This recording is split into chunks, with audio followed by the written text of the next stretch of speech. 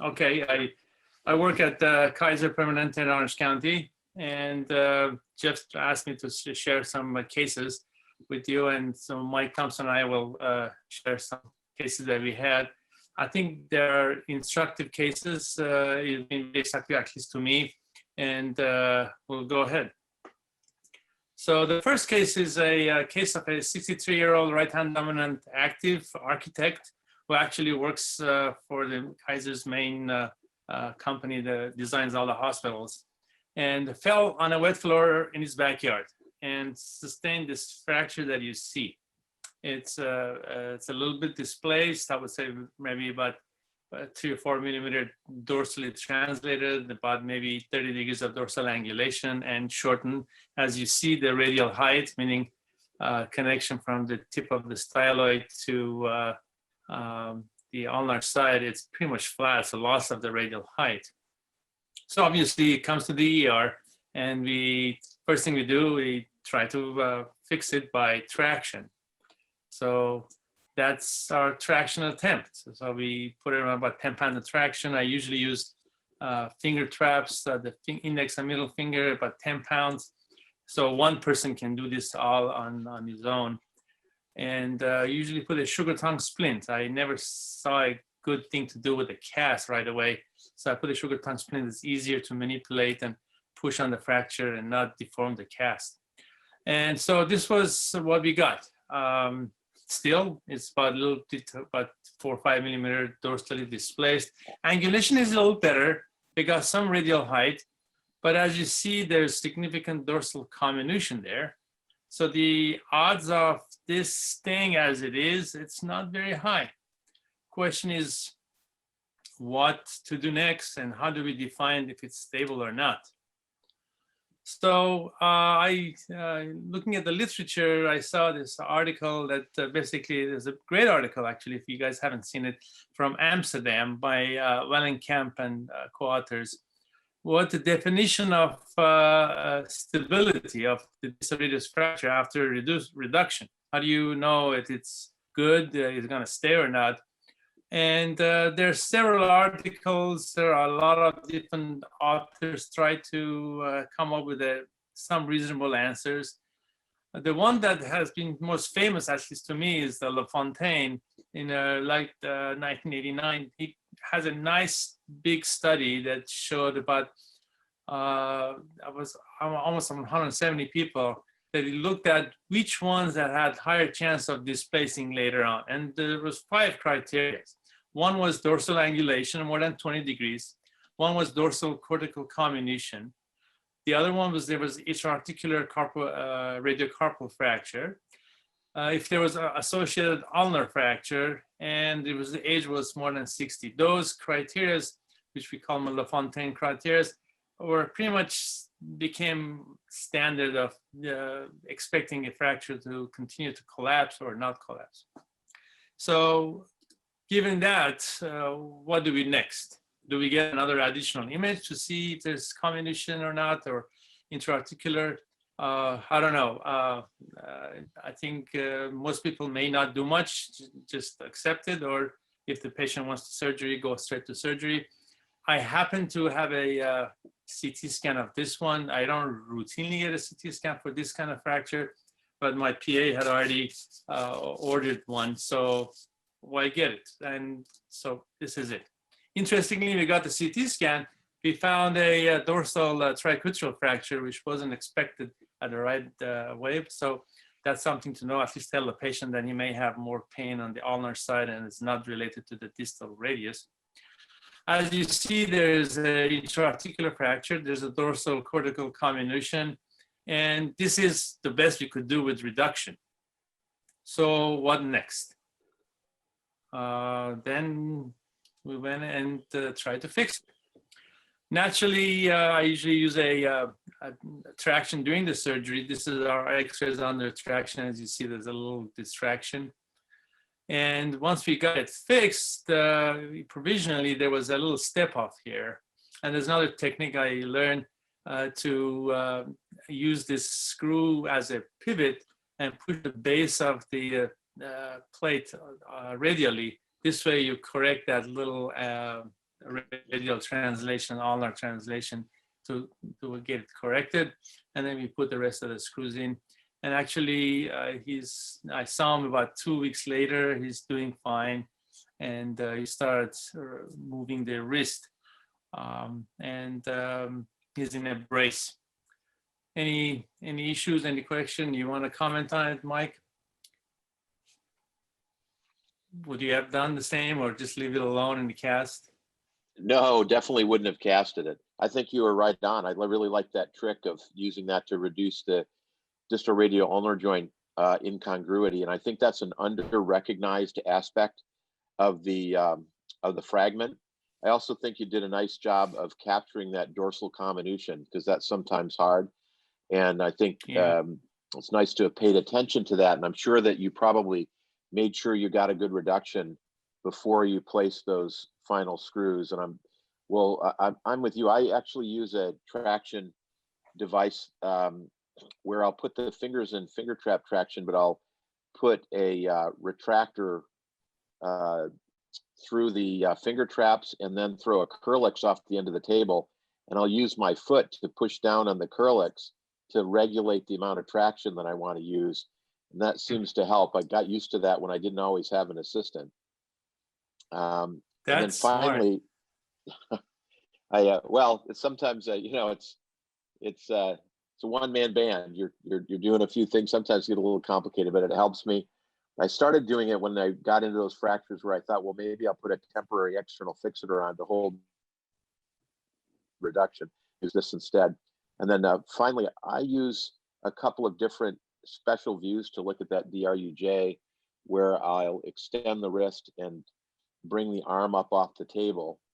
And it's been described on a couple of posters and at least one paper to look at that DRUJ and the position of the screws. You don't have a problem with it here, but if you're really bringing that plate over ulnarly to capture fragments and you want to stay out of the DRUJ, then that view is very helpful. And it's an extended wrist, volar view, and then you bring the wrist up toward the C-arm. I don't know if I'm describing it well, but no, this is great. I like your position, like the stability, and I think that having failed the trial of closed treatment, this is perfectly appropriate. Okay, so let's go to the next case. This one is a little different. Case number 2 is a 53-year-old female executive who was very avid biker, and she bicycles, and she fell off a bike. It's a closed injury, neurovascular is intact, but now we see this X-ray is a little different story. It's a what we may call it a volar type, Barton type fracture, which unfortunately it's never like the classic book where there's only a volar piece broken off. There's always some dorsal cortical fracture also, which is sometimes seen or unseen. But in any case, in this case, we had this dislocated more. You can see the lunate is kind of anteriorly or volarly translated. And when you go in the AP, this volar ulnar corner is trouble. You can see there's a whole separate section that is peeled off. Obviously, we'll try to splint this, but when you have the fracture in the front, it's really hard to push on enough on the front. There's neurovascular structures, the median nerve, the tendons, and they prohibit you to push it all the way and reduce it completely. So that's usually this is almost always a surgical case. So we tried, obviously, we don't let the patient leave the ER without any immobilization. So we did put this sugar tongue splint. It looked a little bit better. So at least the neurovascular structures are less tension and less pressure on them. But still, we have this volar corner issue. So this is a surgical case, almost always. So we went ahead with the surgery. So here's the actual picture of the fracture.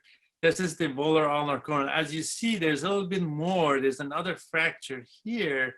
And then there's this part that connects to the radio carpal ligament, especially short and long radiolunate ligaments attached to this one section. So when we put the plate on to fix this part, it's hard to capture this part. So here it is. We put the plate on. We did as best we can to kind of get the joint as good as possible. But as you see, this part is a fracture just distal. This is where the ligaments attach.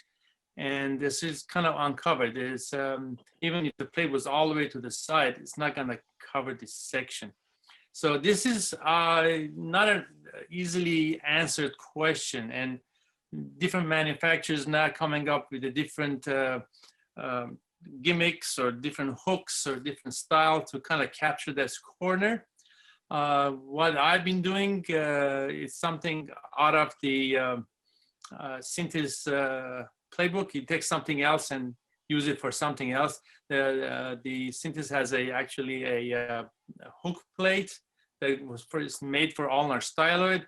And I found that just fits right in this corner to fix this. It's not a quote unquote FDA approved device, so it's kind of non-approved, but it works great for this. And I've been using that for this reason. I'll show you on the next view. This is that, usually this is made for the ulnar styloid, but actually it kind of hooks that last part that the plate doesn't capture. And I've been very happy with this. But of course, sometimes we have to take this plate out because it's hard to cover that area with the pronator. But that usually does the job, and it's holding. And I think I have a picture of it. There it is. There's the clinical picture. This is that little fracture was way over here, and this is ulnar hook plates covers that corner, and then you can start early range of motion, not worry about volar subluxation. And actually there's an article that my colleague Dr. Harness wrote about 2014, but we had about 60 patients in our group that had the volar ulnar corner, and they tend to they subluxated postoperatively. And we decided that if the section that is fractured is less than 15 millimeters, then there's a high likelihood of volar subluxation continuing even after plating, because the plate doesn't cover it. And Can we just leave that? I think this is the X-ray. So what do you think, Mike? Well, I saw your cases, so I could be the armchair quarterback. Quite frankly, I think it looks great. I like your solution. I do employ those other plates. That number of different manufacturers have them that specifically try to address it and have hook component. This is a great use of the tools that are on the set that you can use it. I'm very nervous. The active 50-year-old, likely osteopenic woman who fell with, I call these moderate energy injuries. And it's pretty comminuted. I saw, pulling fragments out. I worry a little bit about exactly what you had mentioned is the stability of the fragment, and just bears watching. There are times when I become a dinosaur again, and I'll put an external fixator on it temporarily because I worry about the stability, even with what looks like good internal fixation. But overall, I think great plan, great execution, and we'll see how it does. Yeah, we'll see. Okay, this is only 2 weeks now. It's pretty recent fracture. Mike, all right, let's go to this one. This one is. Let me ask you one other question. Go back just a second. Please. So, sometimes I'm smart enough that if something is intra-articular or has that sign, I know to call Mike or someone like you, Emil. But if I fix this and am lucky enough to do this good a job, I sometimes am concerned about the scapholunate interval, and I don't know when it's significant or when it's not. I'm guessing this is still okay, but is that scapholunate interval of any concern? And if it was questionable, what would you do to check it? Well, that's a very good question, actually. That does happen. And in my experience, since I'm doing these surgery cases under 10 pounds of traction, I put a 10 pounds hook at the end of the table. If the scapholunate is really torn, you see the scaphoid go up and lunate not go up. And I'll go back on this is the traction view, this is in the traction. And there's no change. So at least I know if there is a little bit of diastasis because of maybe a partial tear, it's not a complete tear. It's not something that I need to really open and address directly and pin it and then go through the whole 10 weeks of immobilization and all that stuff. But that's because of that stability on the traction. Now, I still do a sugar tongue splint on these patients for the first 2 weeks. And after 2 weeks, I'll check them and to see if there's painful there and get a new x-ray. And if there's any change, that's a whole different ball of wax, then of course we may have to do a scope or document some other ways of the intactness of the ligament and pin it and whatever. But so far she's been tacked and the scapholunate angle hasn't changed much. So I'm pretty confident whatever it is not significant that I need to address it surgically. And actually, it was funny. One time I was in one of the meetings with I asked Bill Cooney from Mayo. I said, "What do you do with this?" I said, in his experience, this is way back in early '90s. He had a series of cases that we did arthrogram, and there was like 20-30% of them had some kind of a small tears. But because of all this commotion of inflammation of the scarring and stiffness and the surgical whatever, they tend to not to become open issues. So it's a little different than when it's isolated, pure scapular ligament tear. That's very helpful. Thank you. I think that's a great observation, to be honest with you, and not often checked. Yeah, it's interesting. I looked at experience from Mayo, looked at the high incidence of concomitant injury, but wondered the significance clinically. So I would say that I routinely will do two things at the end of the case, which is to check the distal radial ulnar joint stability in pronation and supination and in neutral to see if I think there's instability and to address that. And then I'll do a fluoroscopy and look and see whether there's a change in the scapholunate gap, and also assess. I think that was the absolutely right on. You look at the lateral view, look at the scapholunate angle, and then it's easy enough to do a scaphoid shift test to see whether there's any clinically significant instability. It takes just a second, and if you feel comfortable with it, I just document it and move on, and accept the fact that there'll be some partial tears, and I'll pay attention to it and see whether it is significant later.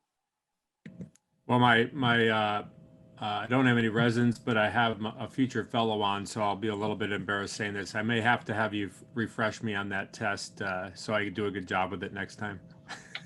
Deal.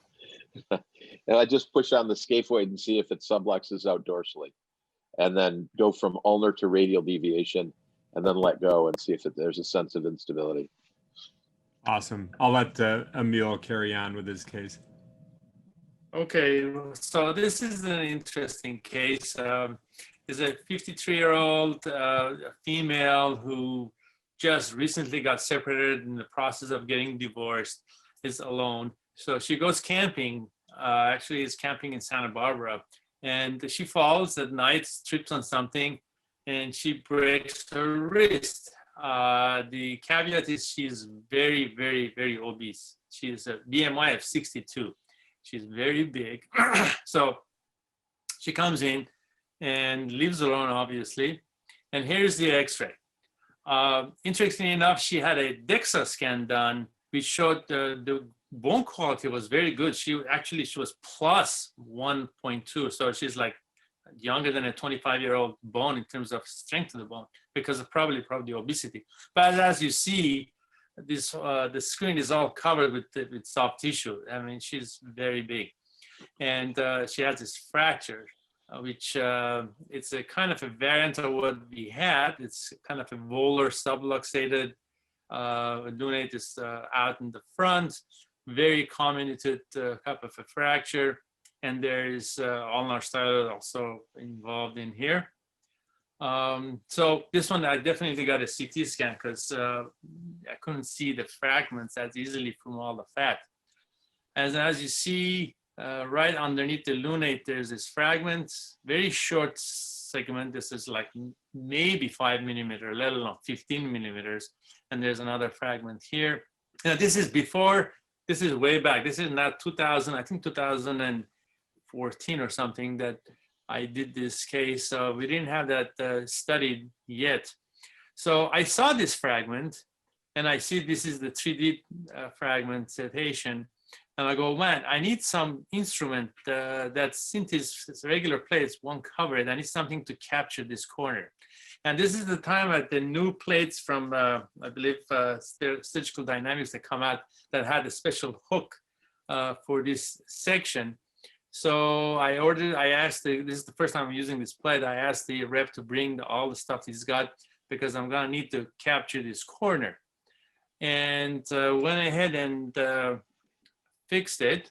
And this is an attempt of reduction in the cast, obviously. So this is the case that I put that surgical dynamic plate. As you see, the surgical dynamic has these little hooks that with one screw captures on the plate, and then it captures this fragment. So I was all happy that we did reasonably good job, kept everything in line, and so she comes back in 2 weeks. We take the splint off, everything looks okay, and we give her a splint, and then she's taking it off. She obviously, the things I should have known, she lives alone and she's heavy. So all you need is one wrong pushing herself off the table, and game's over. So I saw her back in about 6 weeks. Now everything doesn't look anymore good. The bowler system is out front.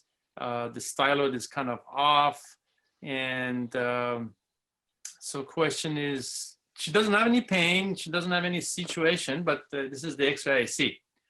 Question is what to do next. So Mike, what would you do now? And as moderators, so I give you enough time to talk on your cases, why don't you give a quick answer on this? Okay. After I finish crying, I think this is probably doomed for an active person. You're going to have to do some sort of revision, and I generally would do some sort of additional stabilization. In the past, I would have gone back in, tried to do my best to put everything back together again. There are a couple of companies with some ways to address it, maybe fragment specific fixation, but I'd put an external fixator or a dorsal a spanning plate on it for a while and not trust her for a good bit. Yeah, that would have been the correct thing to do. So what I did, of course, this is a new CT scan, and you can see that fragment is still hanging on, but that fragment is come sideways. So our hook, it's not come forward, but it's come out, allowing the ulnar lunate to come forward and go over.